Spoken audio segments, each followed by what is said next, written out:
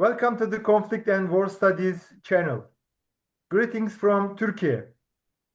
Today, we will discuss the Trump's intention to end the war with retired Brigadier General Ufuk Uras. Welcome, General. Thank you, Colonel. On Monday this week, General, President Trump announced that they started peace negotiations with Iran. However, Iran denied this claim and stated that they had received the US message from a third country. And today we learned that everything is changing very fast.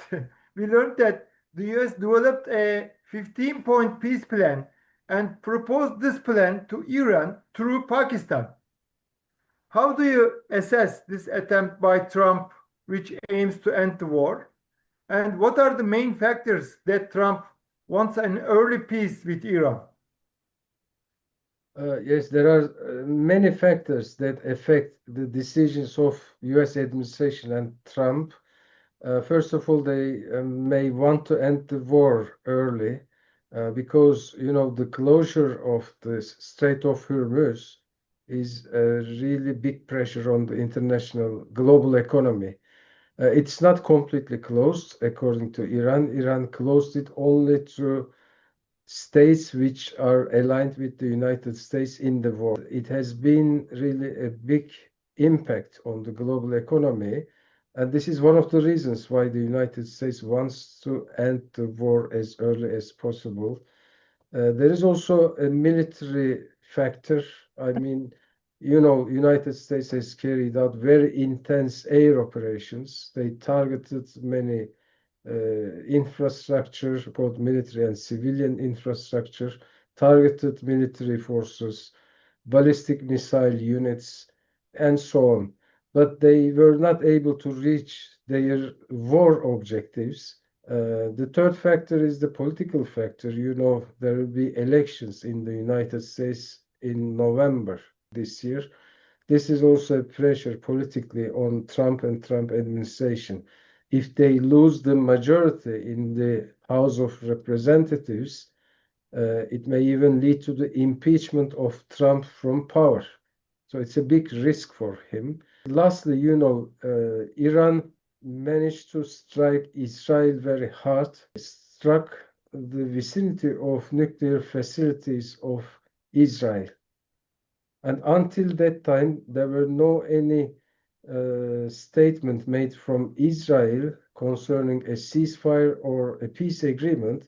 But after this missile strike, Israel also stated that they are open for a peace, provided that their security interests are safeguarded. So it seems that Iran has proven that Iran is able to defend their territory, defend their security objectives, and the Iran factor and their resilience has also compelled both United States and Israel for a possible peace. But this is also perceived by some authorities as a kind of deception plan. Before the war, during the negotiations, before the negotiations ended, they attacked Iran, and it was a kind of deception. And now Iran doesn't trust the United States, and right in this approach, Iranians and also many others believe that this may also be a kind of deception. You have just mentioned that some military issues are also one of the main reasons behind the US demanding peace. Do you think the US military failed in this operation? And how is the US military's performance in this operation? In military, there are three levels in military operations: tactical level, operation level, and strategic level.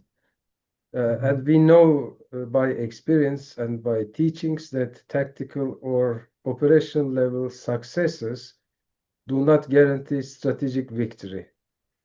And I think the situation is a typical reflection of this. United States is carrying out a heavy air operation. Their air operations can be successful at tactical level and even at operational level, except those they targeted the civilians. They targeted schoolgirls, schools, hospitals. I don't count this as part of the success assessment. I mean, I'm talking from the perspective of the targeting of military installations and military targets. In that sense, they may be successful, but their tactical or operation level successes has not brought strategic victory. And this is all about the alignment of strategic goals and military objectives at operational level and tactical actions. Sun Tzu, the military philosopher, he says that actions, if not aligned with strategy, are only noise before the defeat. So my assessment is that there is a strategic failure in the United States for the planning. There has been confusion. There is also incoherence between strategic leaders. We spoke about this in our previous video. The approaches of the defense minister or vice president or president are different than each other. This disparity, this incoherence has been witnessed and has been experienced on the ground. If you remember, in our previous programs, we discussed several scenarios for ending the war. One of these scenarios was a land operation. Now the US is deploying Marine forces and preparing some paratroopers to establish control over the Strait of Hormuz. How do you assess a possible ground operation? Do you think such an operation may bring the desired result for Trump to declare a victory? Yes, it's a very good question. The Strait of Hormuz is the most important region now in the area of operations because it is controlled and dominated by Iran, and Iran can limit or deny the transport of energy resources like oil and gas from the Gulf to the international market. And that has created a big global economic crisis. The United Yes. States wants to resolve this problem, and this is why they consider carrying out an operation for the establishment of US control in the Strait of Hormuz. But would it be possible to reach such an important goal with only 8,000 forces? This is the question.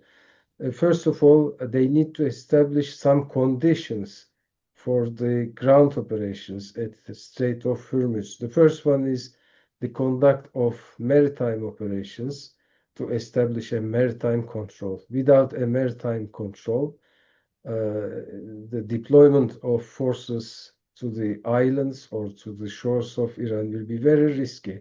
Yes, they have air supremacy, but an amphibious operation or an air assault operation or airborne operation, are the most risky operations. And the number of troops is not enough to control the entire Hormuz Strait region. Yes, they may be able to invade some islands. There are some small islands at the entrance of Strait of Hormuz in the Persian Gulf. There is a very important island which is known as Keshm Island. It's a big island. It is very close to the shores of Iran, and it is at a very strategic location that controls directly the gate of Strait of Hormuz. United States may try to invade this island, but on the other side, Iran has some critical capabilities to counter US operations. They have drones, they have unmanned sea vessels, they have already laid some mines in the Strait of Hormuz, as reported by some sources. They may lay additional mines They have ground forces on the islands. They do have well-fortified positions, Yeah. and the islands are within the range of artillery. So that this operation will be very risky for the United States, and Trump may end up with a very serious fiasco. It may turn out to become a very big failure for Trump. Here, I want to ask, is Trump trying to save time for ground operation, or is he serious for the peace negotiations? What do you think? Yes, this is also a very Shortly. important question. Yes, it is really difficult to understand. Some people believe that this is only, I mean, the peace initiative is only a kind of deception. They just want to buy time for the force deployment, for the preparation for a possible ground operation at the Strait of Hormuz region. But some people say that yes, Trump is candid in peace offer. He wants to reach a peace because any strategy they develop will not bring them the success that they need. There is an uncertainty here. I think the developments in the coming days will signal whether Trump is really candid in his proposal. Yes. General, do you want to add something? Thank you. I think, as I said, everybody wants a peace, Yeah. but Yeah. the conditions of the peace is critical. We have spoken about this. You know, U.S. has proposed 15-point peace plan. This is going to be maybe rejected by Iran because the terms of the 15-point peace plan is far from Iran's approach. For the nuclear issue, I mean, Iran may agree on some terms of the nuclear proposal because they were indeed close to their agreement before the war during the negotiations which took place in Geneva. But for others, like the ballistic missiles or ending Iran's support to armed groups in the region, like Hezbollah or Houthis or the armed groups in Iraq, I don't think Iran will accept these terms, and Iran also wants a reparation payment for the war because they were attacked.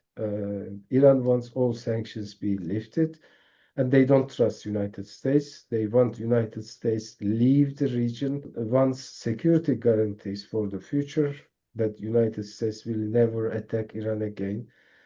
So it is really difficult for both sides to agree on the peace terms because their positions really are very much different than each other.